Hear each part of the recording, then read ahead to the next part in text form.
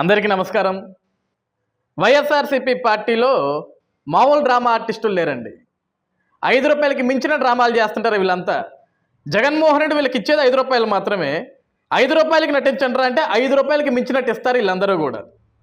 ఇదిగోండి ఇక్కడ కనపడుతున్నాడు కదా బస్సులో కూర్చొని, భూమన అభినయ్ రెడ్డి, భూమన కరుణాకర్ రెడ్డి గారి కొడుకితను. చంద్రబాబు నాయుడు గారంట ఉచిత బస్సు హామీ పథకం ఇచ్చి అమలు చేయలేదంట, దానికి ఈయనకు కాలిందంట.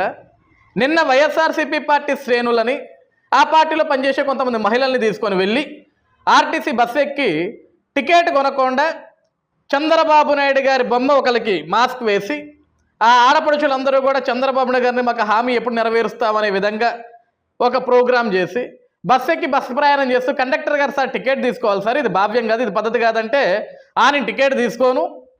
చంద్రబాబు నాయుడు గారు ఉచిత హామీ అని చెప్పారు ఆడపడుచులకి, మేము టికెట్ ఎందుకు తీసుకుంటామని ఒక వీడియో ప్లే చేస్తున్నాడు.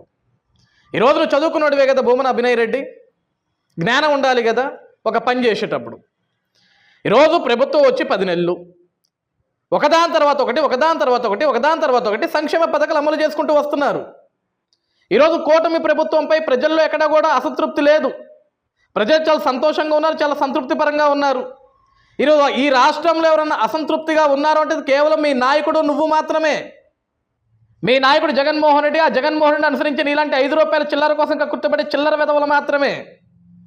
ఆ విషయాన్ని గుర్తుపెట్టుకోవాలి. భూమన అభినయ్ రెడ్డి, చదువుకున్నావు కదా, ఇంగిత జ్ఞానం ఉండాలి కదా. ఒక ఆర్టీసీ బస్సు ఎక్కినప్పుడు సరే ఆడపడుచులకు ఉచితం అన్నారు, నువ్వు టికెట్ కొనవా?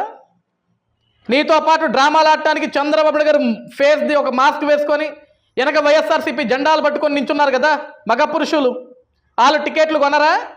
ఈరోజు ఉచితం ఆడవాళ్ళకి అన్నం, ఆడపడుచులకు అన్నం, మరి మీరేం చేస్తున్నారు? బస్సు ఎక్కి టికెట్లు కొనాలి కదా.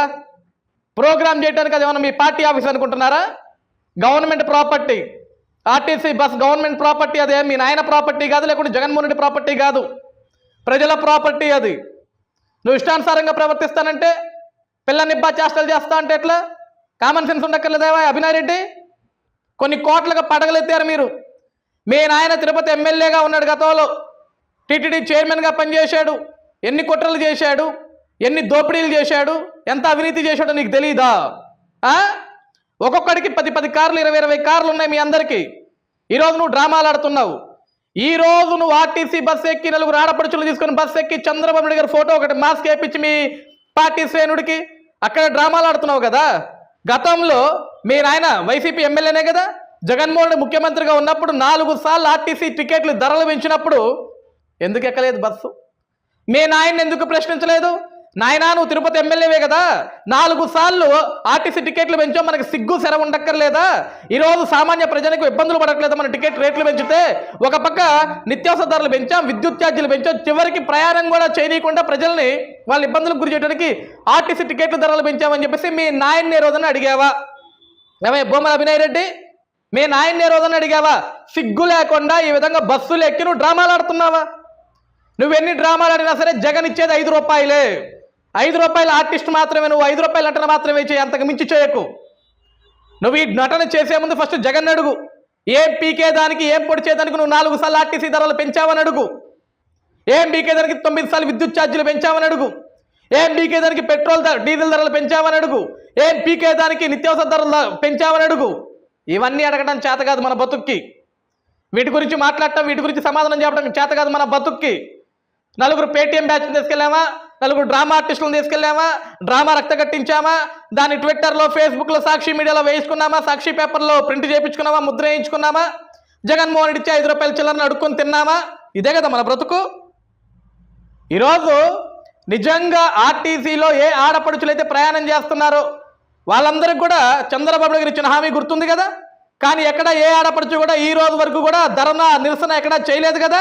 వాళ్లకు తెలుసు ఈ కూటమి ప్రభుత్వం వచ్చిన తర్వాత ఆంధ్రప్రదేశ్ రాష్ట్రంలో ఏ విధంగా పరిపాలన చేసుకుంటూ వెళ్తున్నారో వాళ్ళకి తెలుసు. వాళ్ళ బిడ్డల భవిష్యత్తు కోసం నారా చంద్రబాబు నాయుడు గారు ఏ విధంగా కష్టపడుతున్నారన్న సంగతి ప్రతి ఒక్క ఆడపడుచుకి తెలుసు.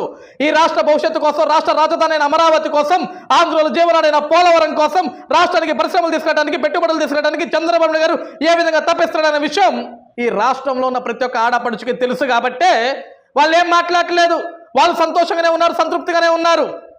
వాళ్ళకి తెలుసు చంద్రబాబు నాయుడు ఎప్పుడు పథకాలు అమలు చేస్తున్న సంగతి వాళ్ళకి తెలుసు.